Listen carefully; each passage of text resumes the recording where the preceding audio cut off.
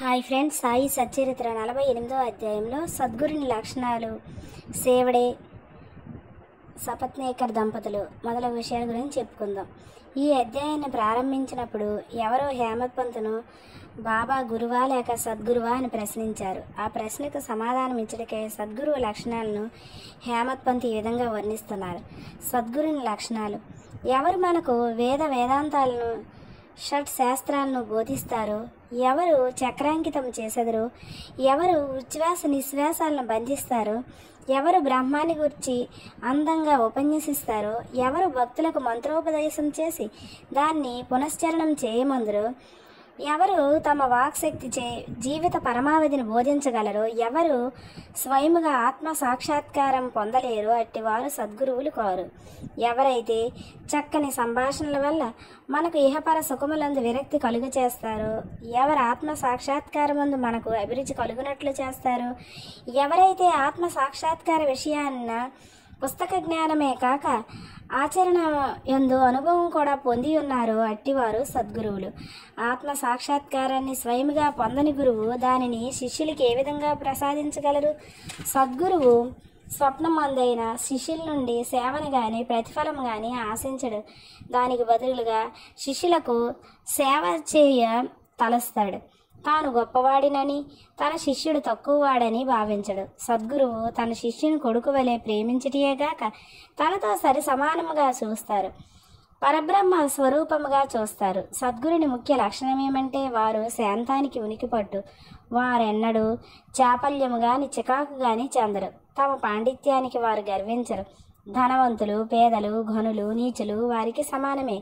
హేమత్ పంత్ తన పూర్వజన్మ సుకృతముచే సాయిబాబా వంటి సద్గురువు ఆశీర్వాదమును సహవాసమును పొందినని తలంచెను. బాబా యవ్వనమందు కూడా ధనము కూడబెట్టలేదు. వారి కుటుంబం కానీ, స్నేహితులు కానీ, ఇల్లు కానీ, ఎట్టి ఆధారము కానీ లేదు. 18 ఏండ్ల వయసు నుండి వారు మనస్సును స్వాధీనమందుంచుకున్నారు. వారు ఒంటరిగా నిర్భయముగా ఉండేవారు. వారెల్లప్పుడూ ఆత్మానుసంధానమునందు మునిగి ఉండేవారు. భక్తుల స్వచ్ఛమైన అభిమానాన్ని చూసి వారి మేలు కొరకు ఏదైనా చేయుచుండేవారు. ఈ విధంగా వారు తమ భక్తులపై ఆధారపడి ఉండేవారు. వారు భౌతిక శరీరంతో ఉన్నప్పుడు తమ భక్తులకు ఏ అనుభవాలు ఉండేవారో అట్టివి వారు మహాసమాధి చెందిన పిమ్మట కూడా వారిపై ఆధారపడిన భక్తులకి ఇప్పటికీ వసగుచున్నారు. అందుచే భక్తులు చేయవలసినదేమంటే భక్తి విశ్వాసాలనే హృదయ దీపాన్ని సరిచేయవలను. ప్రేమ అనే ఒత్తిని వెలిగించాలి. ఎప్పుడు ఇట్లు చేసేదరో అప్పుడు జ్ఞానం అనే జ్యోతి వెలిగి ఎక్కువ తేజస్సుతో ప్రకాశించును. ప్రేమ లేని జ్ఞానము ఒత్తిది. అట్టి జ్ఞానం ఎవరికీ అక్కరలేనిది. ప్రేమ లేనిచో సంతృప్తి ఉండదు. కనుక మనకు అవిచ్ఛిన్నమైన అపరిమితమైన ప్రేమ ఉండాలి. ప్రేమను మనం ఎట్లు పొగడగలము? ప్రతి వస్తువు దాని ఎదుట ప్రాముఖ్యం లేనిదగును. ప్రేమ అనునితే లేని ఎడ్ల చదువుట గాని, వినుట గాని, నేర్చుకునుట గాని నిష్ఫలములు. ప్రేమ అనేది వికసించినచో భక్తి, నిర్వ్యామోహము, శాంతి, స్వేచ్ఛలు పూర్తిగా ఒకటి తర్వాత ఇంకొకటి వస్తాయి. దేన్ని గూర్చి కానీ మిక్కిలి చింతించనిదే దాని యందు మనకు ప్రేమ కలగదు. యథార్థమైన కాంక్ష, ఉత్తమమైన భావం ఉన్న చోటనే భగవంతుడు తానై సాక్షాత్కరించను. అదే ప్రేమ, అదే మోక్షానికి మార్గం.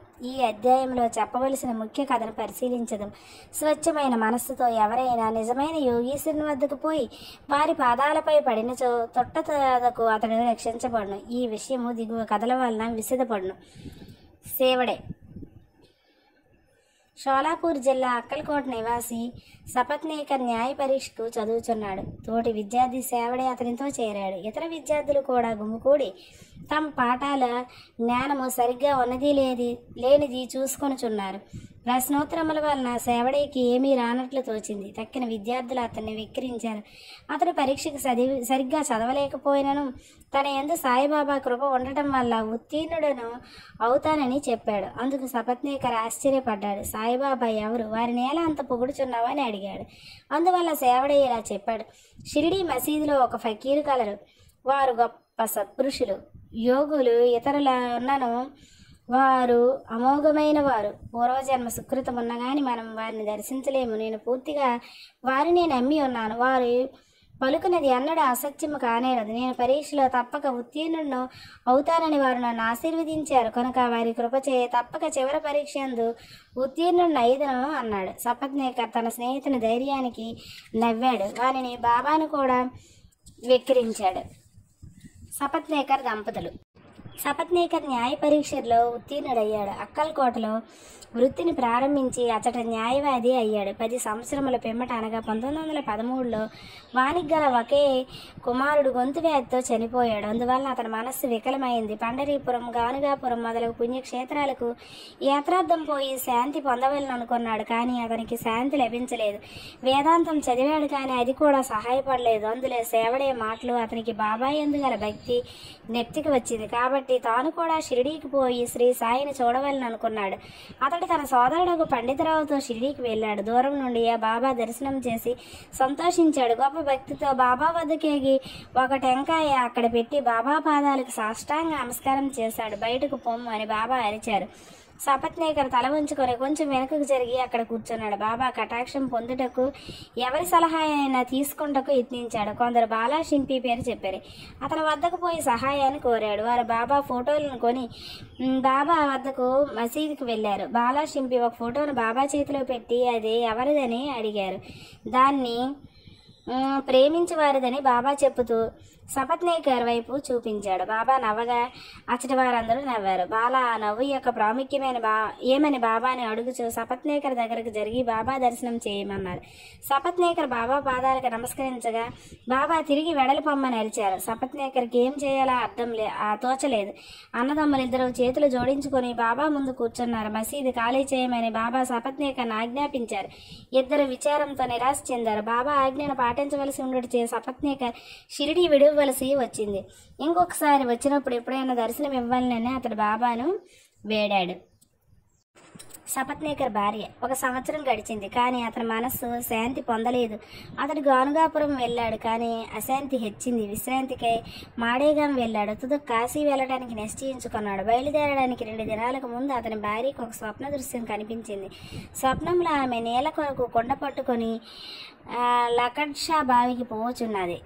అక్కడ ఒక ఫకీరు తలకు గుడ్డ కట్టుకొని వేప చెట్టు మొదట కూర్చున్నవారు తన వద్దకు వచ్చి, ఓ అమ్మాయి, అనవసరంగా శ్రమపడిదవేళ నేను స్వచ్ఛమైన జలంతో నీ కుండాను నింపెదను అన్నారు. ఆమె ఫకీరుకు భయపడి ఉత్తకొండతో వెనకకు తిరిగిపోయింది. ఫకీర్ ఆమెను వెన్నంటాడు. ఇంతటితో ఆమెకు మెలకువ కలిగి నేత్రాలు తెరిచింది. ఆమె తన కలను భర్తకు చెప్పింది. అదే శుభశకునం అనుకుని ఇద్దరూ షిరిడీకి బయలుదేరారు. వారు మసీదు చేరినప్పటికీ బాబా అక్కడ లేరు. వారు లిండీ తోట వైపుకు వెళ్ళారు. బాబా తిరిగి వచ్చే వరకు వారు అక్కడ ఆగిరి. ఆమె స్వప్నంలో తాను చూసిన ఫకీర్కు బాబాకు భేదం లేదని చెప్పింది.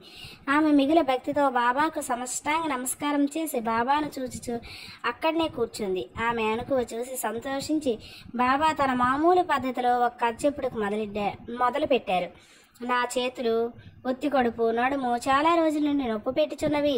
నేను అనేక ఔషధాలు పుచ్చుకున్నాను కానీ నొప్పులు తగ్గలేదు. మందులు ఫలమీయకపోవడం విసుగు చెందితిని. కానీ నొప్పులన్నీ ఇక్కడ వెంటనే నిష్క్రమించుటకు ఆశ్చర్యపడుచున్నాను అన్నారు. ఆ పేరు చెప్పనప్పటికీ ఆ వృత్తాంతమంతా సపత్నేకర్ భార్యదే. ఆమె నొప్పులు బాబా చెప్పిన ప్రకారం త్వరలో తగ్గిపోవటచే ఆమె సంతోషించింది. సపత్నేకర్ ముందుగా పోయి దర్శనం చేసుకున్నాడు. మరలా బాబా బయటకు పొమ్మని చెప్పారు. ఈసారి అతడు మిక్కిలి పశ్చాత్తాపడి ఎక్కువ శ్రద్ధతో ఉన్నాడు. ఇది బాబాను తాను పూర్వం నిందించి ఎగతాళి చేసిన దాని ప్రతిఫలమని గ్రహించి దాని విరుగుడు కొరకు ప్రయత్నించుచున్నాడు. బాబా ఒంటరిగా కలుసుకొని వారిని క్షమాపణ కోరవలనని ఎత్తించాడు. అలాగే చేశాడు. అతడు తన శిరస్సును బాబా పాదాలపై పెట్టాడు. బాబా తన వరద హస్తాన్ని సపత్నేకర్ తలపై పెట్టాడు. బాబా కాళ్ళొత్తుచు సపత్నేకర్ అక్కడనే కూర్చున్నాడు. అంతలో ఒక గొల్ల స్త్రీ వచ్చి బాబా నడుమును పట్టుచుండు. బాబా ఒక కోమటి గూర్చి కథ చెప్పారు. వాని జీవితంలోని కష్టాలన్నీ వర్ణించారు. అందులో వాని ఒకే కొడుకు మరణించిన సంగతి కూడా చెప్పారు. బాబా చెప్పిన కథ తనదే అని సపత్నేకర్ మిక్కిలి ఆశ్చర్యపడ్డాడు. బాబాకు తన విషయాలన్నీ తెలియటచే ఆశ్చర్యపడ్డాడు. బాబా సర్వజ్ఞుడని గ్రహించాడు. అతడు అందరి హృదయాలు గ్రహించును అన్నాడు. ఈ ఆలోచనలు మనసును మెదులుచుండగా బాబా ఆ గొల్ల స్త్రీకి చెప్పినట్లే నటించి సపత్నేకర్ వైపు చూసి ఇలా అన్నారు. వీడు తన కొడుకుని నేను చంపితినని నన్ను నిందించుచున్నాడు.